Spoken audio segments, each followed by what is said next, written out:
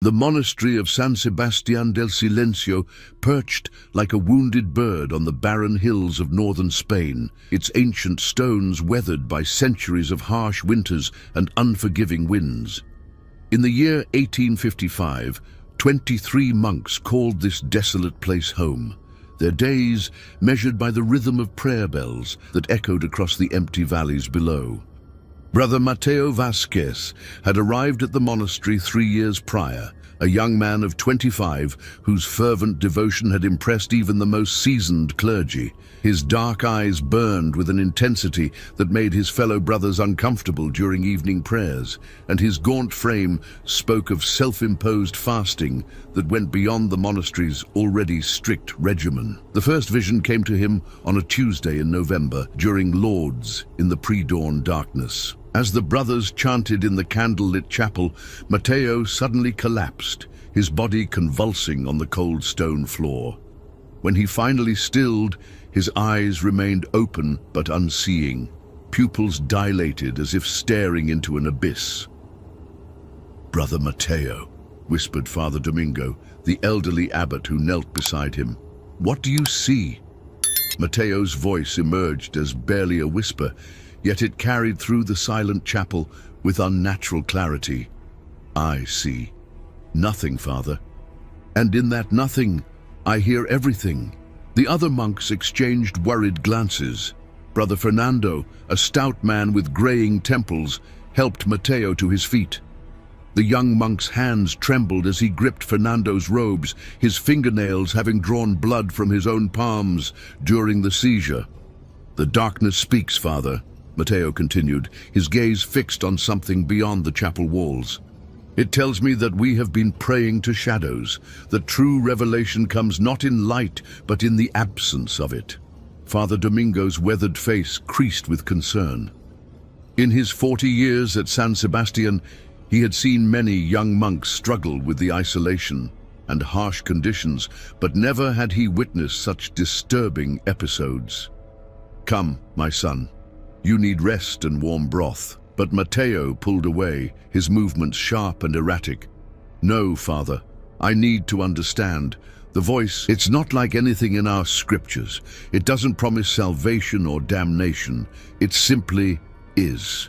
The chapel fell silent, except for the wind howling through the narrow windows. The other monks watched as Mateo stumbled toward the altar, his hands outstretched as if feeling his way through invisible obstacles. "Brother Mateo!" called Brother Carlos, a young monk who had befriended Mateo upon his arrival. "Please, come away from there." Mateo turned, and for a moment his eyes seemed to focus on Carlos with startling clarity. "Can you not hear it, Carlos? The silence between our prayers? That's where God truly dwells, not in our words, but in the spaces between them." Father Domingo approached slowly, his wooden staff clicking against the stone floor. "My son, visions can be gifts from the Almighty, but they can also be temptations from darker forces. We must pray for discernment." "I have prayed, Father," Mateo replied, his voice growing stronger. "I have prayed until my knees bled and my throat was raw. But the answers don't come in light. They come in darkness so complete that it becomes its own form of illumination." The abbot studied the young monk's face, noting the dark circles under his eyes and the way his hands continued to shake. "When did these visions begin?" 3 nights ago, Mateo admitted. "I was in my cell preparing for matins when suddenly the candle flames seemed to speak, not with words, but with shadows that danced on the walls. They showed me things, Father, terrible and beautiful things." Brother Fernando stepped forward, his voice gentle but firm. "What manner of things, brother?" Mateo's gaze drifted to the crucifix above the altar, and his expression grew troubled. "I saw our Lord on the cross, but his eyes were gone, Father, burned away. And from those empty sockets came a light brighter than the sun, a light that revealed truths too terrible for mortal sight." The chapel erupted in whispered prayers and signs of the cross. Father Domingo raised his hand for silence, but his own face had paled considerably. "You will confine yourself to your cell for 3 days. the abbot declared. "You will fast and pray for clarity. Brother Carlos will bring you water and bread at sunset. We will all pray for your soul, my son." Matteo nodded slowly, but as he turned to leave, he paused at the chapel door. "Father, what if the darkness I see is not evil? What if it's simply truth?" The question hung in the air long after Matteo's footsteps faded down the corridor. Father Domingo remained kneeling before the altar until dawn, praying for wisdom he feared might never come. In his cell, Matteo sat on his narrow cot, staring at the single candle that provided his only light. As the flame flickered in the draught from his small window, the shadows on the walls began to move again, forming shapes that seemed to whisper secrets older than the monastery itself. And in those whispers, Matteo began to understand what sacrifice would be required to truly see. The 3 days of confinement passed like a fever dream for Brother Matteo. Each night, the visions grew more vivid, more demanding. The shadows in his cell no longer merely danced. They spoke with voices that seemed to emanate from the very stones of the monastery. Brother Carlos faithfully delivered bread and water each evening, growing increasingly concerned by Matteo's appearance. The young monk's face had become gaunt, his cheeks hollow, and his dark eyes held a disturbing intensity that made Carlos avoid direct eye contact. "You must eat more, brother," Carlos urged on the second evening, noting that the previous day's bread remained untouched. "Your body needs sustenance." Matteo looked up from where he knelt on the stone floor, his knees raw and bleeding from hours of prayer. "The body is a vessel, Carlos, nothing more. It's the soul that requires nourishment, and mine hungers for truth." "What truth?" Carlos asked, setting down the wooden bowl of water. "What is it you seek that cannot be found in our scriptures?" Matteo rose slowly, his movements stiff from prolonged kneeling. He approached the small window that looked out over the desolate hills, now shrouded in winter mist. "Tell me, Carlos, when you pray, do you truly see God, or do you see only what you hope to see?" Carlos shifted uncomfortably. I feel his presence, in the prayers, in the communion, in the fellowship of our brothers." "But do you see him?" Matteo pressed, turning to face his friend. "Not feel, not hope, not believe, but truly see?" "God is not meant to be seen by mortal eyes, brother. That is the nature of faith." Matteo's laugh was bitter and hollow. "Faith. Yes, we cling to faith because we are too afraid to seek sight. But what if there was a way? What if the barrier between the mortal and divine could be removed?" Carlos backed toward the door, suddenly afraid. "Brother Matteo, these thoughts, they are dangerous. You speak of things that border on heresy." "Do I?" Matteo moved closer, his voice dropping to an urgent whisper. "Or do I speak of the ultimate devotion? Christ himself suffered for truth. He bled. He died. He sacrificed everything. What have we sacrificed, Carlos? What have any of us truly given up? We have given our lives to service, our bodies remain whole," Matteo interrupted. "Our eyes still see the material world. Our ears still hear earthly sounds. We have sacrificed nothing of consequence. We play at devotion while true revelation remains beyond our reach." Carlos fumbled for the door handle. I should inform Father Domingo of your condition. You are not well, brother." "I am more well than I have ever been," Matteo replied, but Carlos had already fled, his footsteps echoing down the corridor.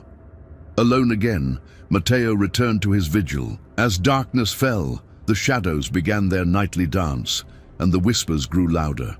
They spoke of ancient practices, of mystics who had found ways to pierce the veil between worlds. They told him of saints who had mutilated their flesh to achieve divine visions, of hermits who had blinded themselves to see beyond the physical realm. On the third night, as the monastery slept, Matteo received his final vision.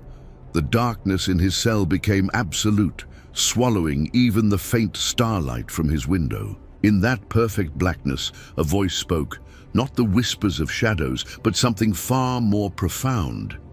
"You seek to see me," the voice said, neither male nor female, neither kind nor cruel. "But sight requires sacrifice. The eyes that see the world must be destroyed to see beyond it." "What must I do?" Matteo whispered into the darkness. "You know what must be done. The question is whether you have the courage to do it." When morning came, Brother Carlos arrived with bread and water to find Matteo sitting calmly on his cot, his hands folded in prayer. But there was something different about him, a stillness that seemed unnatural, as if he had made some momentous decision during the night. "Brother Matteo," Carlos called softly, "Father Domingo wishes to see you. Your confinement is ended."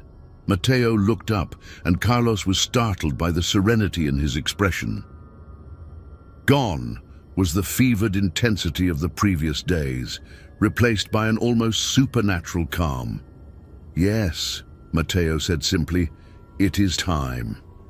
They walked together through the monastery's corridors, past the cells of sleeping brothers, and through the cloister, where morning frost glittered on the stone walkways.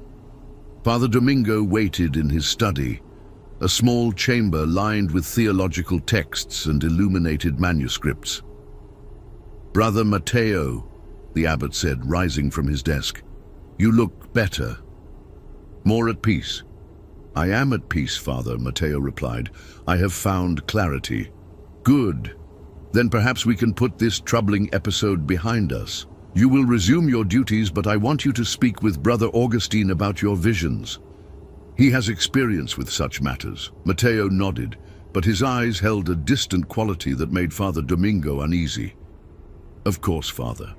But first, I would like to spend time in prayer, in the chapel, alone." The abbot hesitated. Something in Matteo's tone suggested this was not a request, but a statement of intent. "Very well, but Brother Carlos will check on you periodically." "That won't be necessary," Matteo said softly. "After tonight, I will need no supervision." As he left the study, Carlos caught his arm. "Matteo, what did you mean by that? What happens tonight?" Matteo smiled, and for a moment he seemed like the earnest young monk who had first arrived at San Sebastian. "Tonight, Carlos, I finally see God." The words sent a chill through Carlos that he couldn't explain, but before he could respond, Matteo had already walked away, his footsteps echoing with a finality that suggested a journey from which there would be no return. The chapel of San Sebastian del Silencio had witnessed countless hours of prayer over its 3 centuries of existence, but never had its ancient stones felt the weight of such desperate devotion as they did that cold December night in 1855. Brother Matteo entered the sacred space as the last bell of Compline faded into silence. The other monks had retired to their cells, leaving him alone with the flickering votive candles and the imposing crucifix that dominated the altar. Moonlight filtered through the narrow windows, casting long shadows that seemed to reach toward him like beckoning fingers. He had spent the day in careful preparation, gathering what he would need for the ritual that the darkness had revealed to him.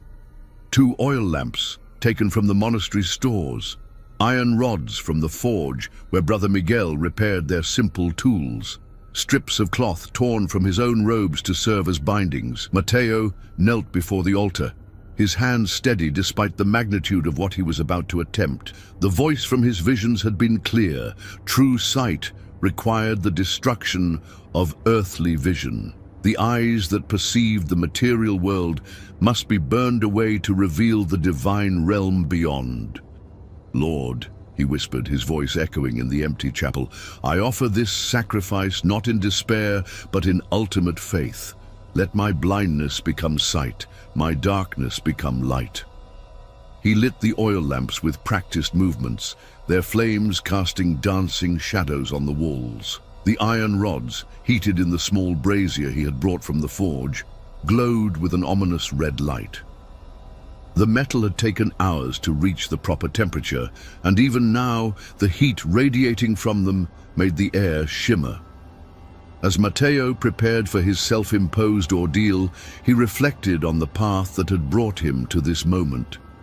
His childhood in the poverty-stricken villages of Castile, where hunger and disease were constant companions. His calling to the religious life, driven by visions of divine purpose that had seemed so clear then, so simple. His years of study and prayer, always seeking but never finding the direct connection to the divine that his soul craved. The whispers in the darkness had shown him the truth, that all his prayers, all his devotion, all his sacrifice had been mere preparation for this ultimate act of faith. The saints of old had mortified their flesh, but none had dared what he was about to attempt. None had been willing to pay the price for true vision. "Brother Matteo," the voice startled him from his meditation. He turned to see Brother Carlos standing in the chapel doorway, his face pale in the lamplight. "Carlos," Matteo said calmly, "you should not be here." "I couldn't sleep," Carlos replied, stepping into the chapel. "I kept thinking about what you said earlier, about seeing God tonight. I was worried." His words trailed off as he noticed the iron rods glowing in the brazier, the strips of cloth, the purposeful arrangement of the oil lamps. "Matteo, what is this? What are you planning?" "I am planning to see," Matteo replied simply, "to truly see, for the first time in my life." Carlos's eyes widened with horror as understanding dawned. "No, Matteo, no. This is madness. This is not God's will." "How do you know?" Matteo asked, rising to his feet. "How can any of us know God's will when we see only shadows and reflections? The divine realm exists beyond our perception, Carlos. It requires sacrifice to reach it." "This is not sacrifice," Carlos said desperately, moving closer. "This is self-destruction. God does not ask us to mutilate ourselves." "Doesn't he?" Matteo's voice remained eerily calm. "Did he not ask Abraham to sacrifice his son? Did he not demand that Job suffer the loss of everything? Did he not require his own son to endure crucifixion? Sacrifice has always been the price of divine favor." Carlos reached for the iron rods, but Matteo caught his wrist with surprising strength. "You cannot stop this, my friend. It has already begun. The moment I heard the voice in the darkness, the moment I accepted its truth, this became inevitable." "What voice?" Carlos pleaded. "Matteo, listen to yourself. Voices in darkness are not divine revelation. They are symptoms of illness, of a mind pushed too far by isolation and fasting." Matteo smiled, and in that smile, Carlos saw something that chilled him to the bone, not madness, but absolute certainty. "You think me mad because you cannot hear what I hear, see what I see. But after tonight, I will see everything, Carlos. Everything that has been hidden from mortal eyes since the beginning of time." "Please," Carlos whispered, "if you have any love for our friendship, for the brotherhood we share, do not do this thing." For a moment, Matteo's expression softened, and Carlos glimpsed the earnest young monk he had known. "I do this because of love, Carlos. Love for truth, love for God, love for the divine mystery that calls to me from beyond the veil. You will understand in time. When you see what I become, what I am able to perceive, you will understand." Carlos turned and ran from the chapel, his footsteps echoing through the corridors as he raced toward Father Domingo's cell. But Matteo knew it was too late. The abbot was old and moved slowly, and by the time Carlos could wake him and explain the situation, the deed would be done. Alone again, Matteo knelt before the altar and picked up the first iron rod. The metal was white hot, radiating heat that made his face flush and his eyes water. He bound his left arm to prevent involuntary movement, then positioned the rod carefully. "Let this darkness become light," he whispered, and drove the burning iron into his left eye. The pain was beyond description, beyond human comprehension. It shot through his skull like lightning, setting every nerve ablaze. His scream echoed through the chapel and beyond, carrying across the hills like the cry of a damned soul. But even as agony consumed him, Matteo felt something else, a strange, terrible clarity, as if the destruction of his physical sight was opening pathways to perception he had never imagined. Through the haze of pain, he heard footsteps running toward the chapel, voices calling his name. But he could not stop now. With trembling hands, he reached for the second iron rod. "Let me see you," he gasped, and completed his horrific pact. The second scream shattered the monastery's ancient silence, and in its wake came something far worse, the sound of Brother Matteo laughing. Father Domingo burst into the chapel with Brother Carlos close behind, their faces illuminated by the hellish glow of the oil lamps. The sight that greeted them would haunt their dreams for the remainder of their lives. Brother Matteo knelt before the altar, his face turned upward toward the crucifix, blood streaming down his cheeks like crimson tears. Where his eyes had been, only charred, empty sockets remained, still smoking from the heat of the iron rods that lay discarded beside him. Yet despite the horrific mutilation, his lips were curved in a smile of absolute serenity. "Dear God in heaven," Father Domingo whispered, crossing himself repeatedly. "What have you done, my son?" Matteo turned his head toward the sound of the abbot's voice, and though he no longer possessed eyes, his movements were precise, as if he could see them perfectly. "Father," he said, his voice steady despite the trauma he had endured. "I can see you. I can see everything." Carlos fell to his knees, retching at the sight of his friend's mutilated face. "We must get Brother Augustine," he gasped. "He has some knowledge of healing. Perhaps—" "There is nothing to heal," Matteo interrupted, rising to his feet with fluid grace. "I am not wounded, Carlos. I am transformed." Father Domingo approached cautiously, his aged hands shaking as he reached for the strips of cloth Matteo had prepared. "We must bind these wounds, stop the bleeding. You need immediate care." "Do I appear to be in distress, Father?" Matteo asked, tilting his head slightly. The bleeding had already begun to slow, and his breathing was calm and regular. "Do I seem to be suffering?" The abbot paused, studying the young monk's demeanor. Despite the horrific nature of his injuries, Matteo showed none of the signs of shock or agony that should have accompanied such trauma. His posture was erect, his voice clear, his movements controlled. "The pain will come," Father Domingo said uncertainly. "When the shock wears off, there is no pain," Matteo replied. "Only clarity, only sight beyond sight." He turned toward Carlos, who was still kneeling on the stone floor.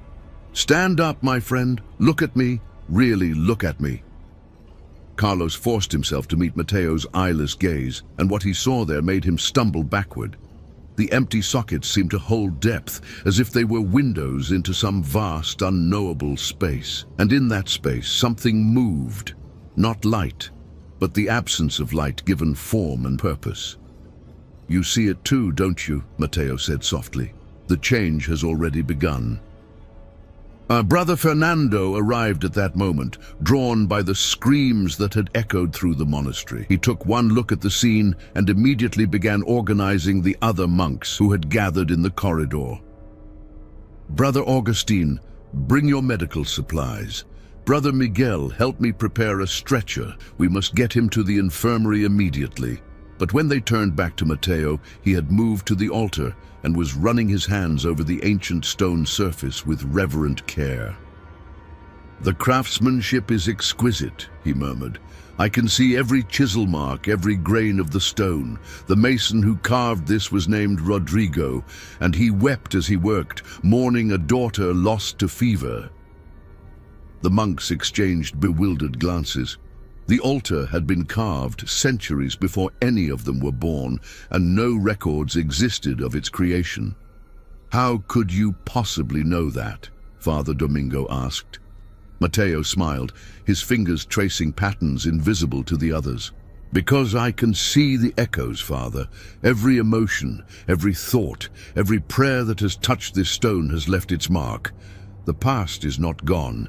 It simply exists in a realm beyond normal perception." He moved to one of the wooden pews, his movements confident despite his blindness. Brother Thomas sat here during morning prayers on the day he decided to leave the monastery.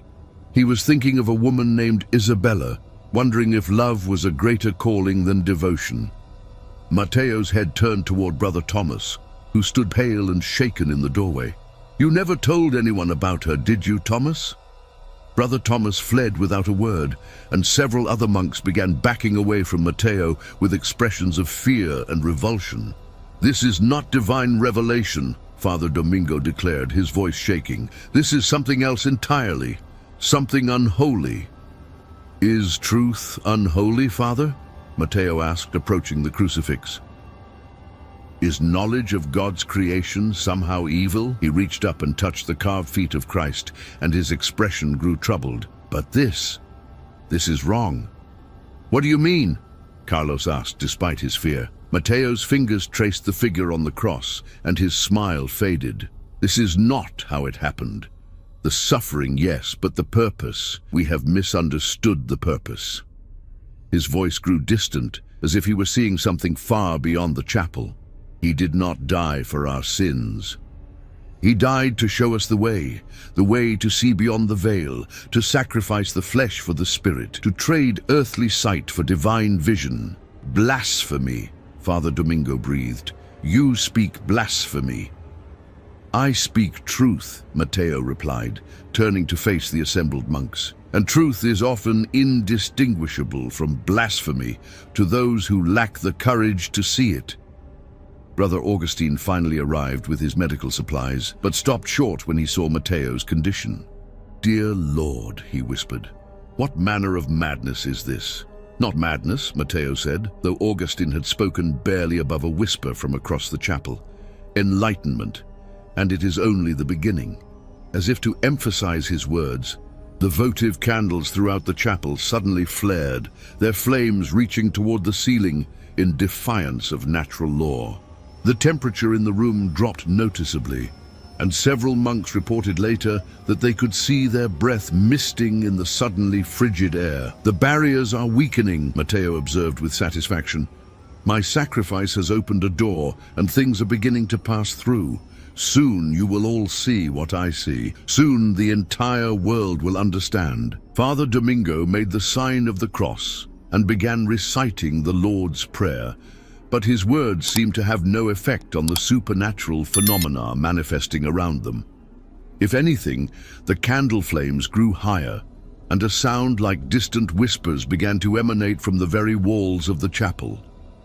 "Pray if it comforts you, Father," Matteo said gently, "but know that your prayers are heard by something far greater and more terrible than the God you think you worship, the entity that spoke to me in the darkness, that guided me to this moment. It has been listening to human prayers for millennia, waiting for someone with the courage to pay the price for true communion."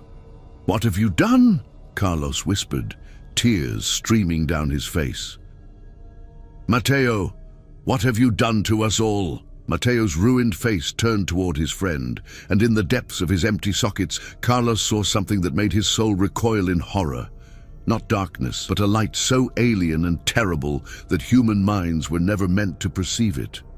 "I have opened their eyes," Matteo replied, "just as I have opened mine." In the days following Brother Matteo's horrific transformation, the monastery of San Sebastián del Silencio became a place where the natural order seemed to bend and twist like heated metal. The ancient stones themselves appeared to pulse with an otherworldly energy, and the very air grew thick with an oppressive presence that made breathing difficult. Father Domingo had ordered Matteo confined to his cell, but the young monk's influence seemed to seep through the walls like a contagion.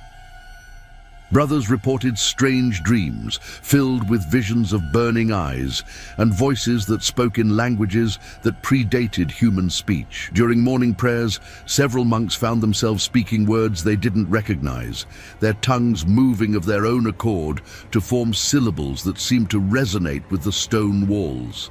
Brother Carlos had taken it upon himself to care for Matteo, bringing him food and water despite his growing terror of what his friend had become. Each visit revealed new impossibilities that challenged everything Carlos believed about the nature of reality. "You don't need to bring me food," Mateo said on the fourth day, though Carlos had entered the cell in complete silence. "I no longer hunger for earthly sustenance." Carlos set down the wooden bowl with trembling hands. "You must eat something. Your body—" "My body is changing," Mateo interrupted, rising from his meditation position on the floor. "Can you not see it, Carlos? Look at me, really look." Despite his revulsion, Carlos forced himself to study his friend's appearance. Mateo's face had indeed changed since the night of his self-mutilation. The charred sockets where his eyes had been were healing with unnatural speed, but instead of scar tissue, the skin appeared to be growing translucent, as if something beneath was trying to push through. His hair, once dark brown, now showed streaks of silver that seemed to move and shift in the candlelight. "What is happening to you?" Carlos whispered. "I am becoming what I was always meant to be," Mateo replied. "A bridge between worlds, a conduit for truths that mortal minds cannot comprehend." "But I am not the only one changing, am I, Carlos?" Carlos's hand instinctively went to his throat, where a strange mark had appeared 3 days earlier, a symbol that looked like an eye surrounded by flames. He had told no one about it, but somehow Mateo knew. "It burns sometimes, doesn't it?" Mateo continued, "especially during prayers. The mark is a sign, Carlos. You have been chosen to witness what comes next." "Chosen by what?" Carlos demanded, his fear giving way to anger. "What entity speaks to you in the darkness? What have you brought into this holy place?" Mateo's lipless smile was terrible to behold. "Holy? This place was built on older foundations, Carlos. Foundations that predate Christianity by centuries. The monks who first came here thought they were claiming pagan ground for God, but they were wrong. They were simply returning home." As if summoned by his words, the temperature in the cell plummeted. Carlos's breath misted in the suddenly frigid air, and frost began forming on the stone walls. From somewhere deep within the monastery came the sound of chanting, not the familiar Latin prayers of the brothers, but something far older and more primal. "The others are beginning to understand," Mateo observed with satisfaction. "Brother Thomas was the first to fully embrace the truth." "Would you like to see what he has become?" Before Carlos could respond, footsteps echoed in the corridor outside. The cell door opened, and Brother Thomas entered, or what had once been Brother Thomas. His eyes had been replaced by swirling voids that seemed to contain entire galaxies, and when he spoke, his voice carried harmonics that made the stone walls vibrate. "The pilgrims have arrived," Thomas announced in his transformed voice. 12 souls seeking spiritual guidance. "They do not yet know what guidance they will receive." Carlos backed against the wall, his heart pounding. "What pilgrims? No one was expected." "They were called," Mateo explained, rising to his feet with fluid grace. "Just as I was called to sacrifice my sight, they have been called to witness the birth of a new age. The entity that speaks through the darkness has been patient, Carlos. It has waited centuries for the right moment, the right vessel, the right congregation." Through the small window of the cell, Carlos could see figures approaching the monastery through the winter mist. They moved with the mechanical precision of sleepwalkers, their faces blank and their eyes reflecting an inner light that had nothing to do with human consciousness. "Stop this," Carlos pleaded. "Whatever you've started, whatever you've awakened, you can still stop it. Pray for forgiveness. Seek redemption." "Redemption?" Mateo laughed, and the sound was like breaking glass. "Carlos, my dear friend, you still don't understand. There is nothing to redeem.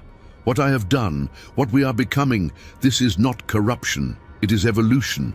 Humanity has spent millennia crawling in the darkness, praying to gods they cannot see, hoping for salvation they do not deserve. But now, finally, their prayers are being answered." The chanting from below grew louder, and Carlos recognized the voices of his fellow monks. But the words they spoke were not Latin or Spanish. They were something far older, syllables that seemed to bypass the ears and resonate directly in the bones. "Father Domingo," Carlos said desperately. "Where is Father Domingo?" "The good father is leading the ceremony," Thomas replied, his void eyes swirling with cosmic fire. "He was resistant at first, but the truth has a way of making itself known, especially to those who have devoted their lives to seeking it." Carlos ran from the cell, his footsteps echoing through corridors that seemed to stretch longer than they should.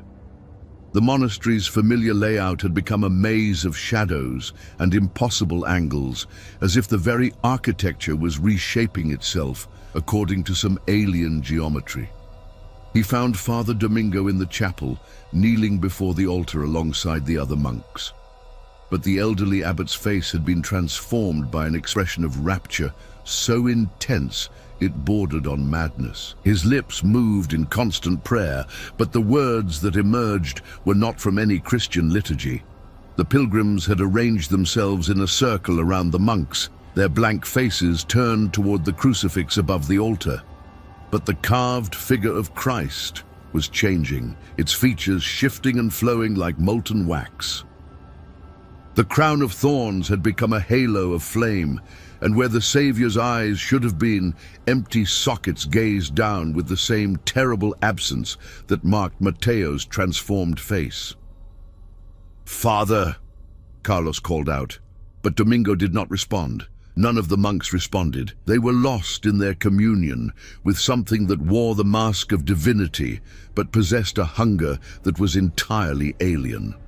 Carlos turned to flee, but found his path blocked by Brother Mateo, who had somehow appeared in the chapel without making a sound. The transformed monk's eyeless sockets seemed to bore into Carlos's soul, and when he spoke, his voice carried the weight of cosmic authority. "You cannot run from truth, Carlos," Mateo said gently. "You cannot hide from what you have already seen. The mark on your throat burns because it recognizes its purpose. You are to be the witness, the one who carries word of what transpires here to the world beyond these walls." "I won't," Carlos whispered. "I won't be part of this madness." "You already are," Mateo replied, and Carlos felt the mark on his throat flare with searing heat. "The moment you looked into my transformed face, the moment you saw the truth behind the veil, you became connected to what we are becoming. You will leave this place, Carlos. You will walk into the world and speak of what you have witnessed, and those who hear your words will be drawn here, just as the pilgrims were drawn. The circle will expand, the truth will spread, and humanity will finally see with eyes unclouded by false hope." Carlos tried to speak, to deny what Mateo was saying, but found that his voice had been stolen. The mark on his throat pulsed with alien fire, and he understood with growing horror that his fate had been sealed the moment he had chosen to care for his transformed friend. As the chanting reached a crescendo and the very air began to shimmer with otherworldly energy, Carlos realized that the monastery of San Sebastián del Silencio would never again know silence. It had become something else entirely, a beacon calling to those who sought truth, regardless of the price. And he would be the one to carry that call into the world. 3 months had passed since the night Brother Mateo burned away his earthly sight, and the monastery of San Sebastián del Silencio had become something that defied both description and comprehension. The ancient stones now pulsed with a rhythm that matched no human heartbeat, and the very air shimmered with energies that made reality itself seem negotiable. Brother Carlos stood at the edge of the monastery grounds, his traveling pack secured to his shoulders and his face marked by the terrible knowledge he now carried. The symbol on his throat had grown more pronounced over the weeks, its flame-wreathed eye now visible even through his robes. He had fought against his ordained purpose for as long as possible, but the compulsion had become too strong to resist. Behind him, the monastery had transformed into something that belonged more to nightmare than to the waking world. The bell tower stretched impossibly high into the grey sky, its peak lost in clouds that moved against the wind. The walls themselves seemed to breathe, expanding and contracting with a life of their own. And from every window, every doorway, every crack in the stone, an otherworldly light seeped out like luminous blood. "You understand now," came a voice from behind him. Carlos turned to see Brother Mateo approaching, his transformation now complete. Where once a man had stood, something far more terrible and magnificent had taken his place. His skin had become translucent, revealing networks of light that pulsed beneath the surface. His empty eye sockets now contained swirling galaxies of stars, and when he moved, reality seemed to bend around him like heated glass. "I understand that you have damned us all," Carlos replied, his voice hoarse from weeks of screaming prayers that went unanswered. "Damned?" Mateo's laugh was like the sound of distant thunder. "Carlos, my dear friend, you still think in terms of salvation and damnation, but those are human concepts, limited by human understanding. What we have become transcends such simple categorizations." Carlos looked back at the monastery one final time. Through the chapel windows, he could see the congregation that had gathered over the past months. Pilgrims continued to arrive daily, drawn by dreams and visions they couldn't explain. They came seeking spiritual guidance and found something far more profound and far more terrible. Father Domingo now served as the high priest of their transformed order, his aged body sustained by energies that flowed from the entity that had spoken to Mateo in the darkness. The other monks had become conduits for truths that human language could not express, their voices joining in harmonies that resonated across dimensions. "What am I supposed to tell them?" Carlos asked. "The people I encounter, the authorities who will question me. What words could possibly convey what has happened here?" "You will not need words," Mateo replied, reaching out to touch Carlos's shoulder. Where his fingers made contact, Carlos felt a surge of alien knowledge flow into his mind. "The mark you bear will speak for you. Those who are ready to hear the truth will be drawn to you, just as you were drawn to witness our transformation. And through you, they will find their way here." Carlos shuddered as visions flashed through his consciousness. Images of cities where the mark would appear on the throats of the faithful, of churches where congregations would begin speaking in the ancient tongue, of a world slowly awakening to the presence that had always lurked just beyond the veil of human perception. "How many?" he whispered. "How many will you claim?" "All of them, eventually," Mateo replied with serene certainty. "Humanity has prayed for revelation for millennia, Carlos. They have begged to see the face of God, to know divine truth, to transcend their mortal limitations. We are simply answering their prayers." A sound like distant singing drifted from the monastery, but the melody was composed of frequencies that human ears were never meant to perceive. Carlos felt the mark on his throat respond to the otherworldly music, pulsing with heat that spread through his entire body. "Go now," Mateo commanded. And Carlos found his feet moving of their own accord. "Carry our truth into the world. Let them know that the age of blind faith is ending, and the age of terrible sight has begun." As Carlos walked down the mountain path, he could feel the monastery's influence following him like a shadow. The mark on his throat would ensure that he could never truly escape what he had witnessed, never find peace in ignorance or forgetfulness. He was bound to his purpose as surely as Mateo was bound to his transformed existence. Behind him, the monastery continued its impossible growth, its towers reaching toward heavens that no longer seemed quite so distant. The entity that had spoken to Mateo in the darkness was patient, but its patience was not infinite. It had waited centuries for the right moment to begin its emergence into the physical realm, and now that emergence was accelerating. In the months and years that followed, Carlos would become a legend of sorts. the mad monk who appeared in villages and cities across Spain, speaking of visions that drove men to madness and women to ecstasy. Some who heard his words would dismiss him as a lunatic. Others would feel the mark begin to burn on their own throats and know that they had been chosen for something greater than their mortal understanding could encompass. And one by one, they would make their way to the monastery of San Sebastián del Silencio, where Brother Mateo waited with his terrible gift of sight. They would come seeking answers to questions they didn't know how to ask, and they would find truths that would transform them in ways both wonderful and horrifying. The monastery's influence spread like ripples in a dark pond, touching lives across continents and centuries. Scholars would write of the strange epidemic of religious mania that swept through Europe in the latter half of the 19th century. Theologians would debate the meaning of the flame-wreathed eye symbol that appeared in churches from Madrid to Moscow.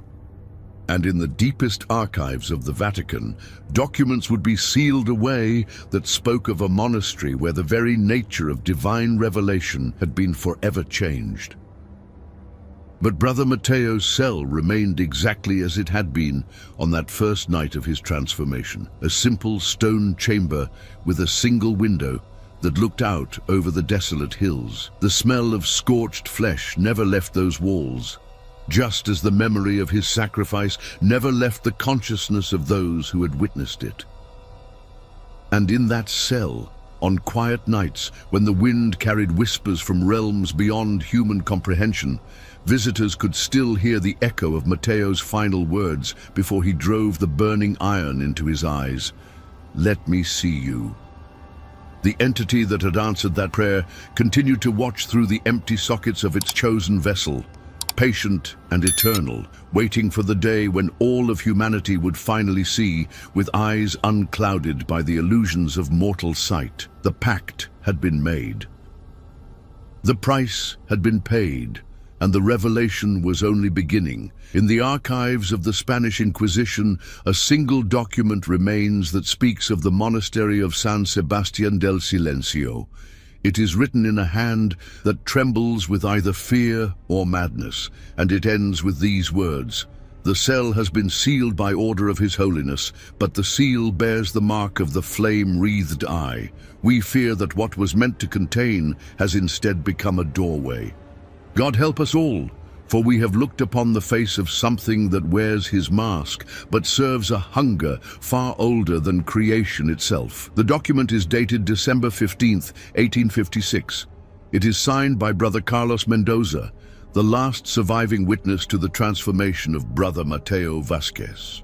The monastery still stands, though no official records acknowledge its existence. And sometimes, on the coldest nights of winter, travelers in the hills of northern Spain report seeing lights in its windows and hearing voices raised in songs that predate human language. The cell remains sealed. The smell of scorched flesh lingers still,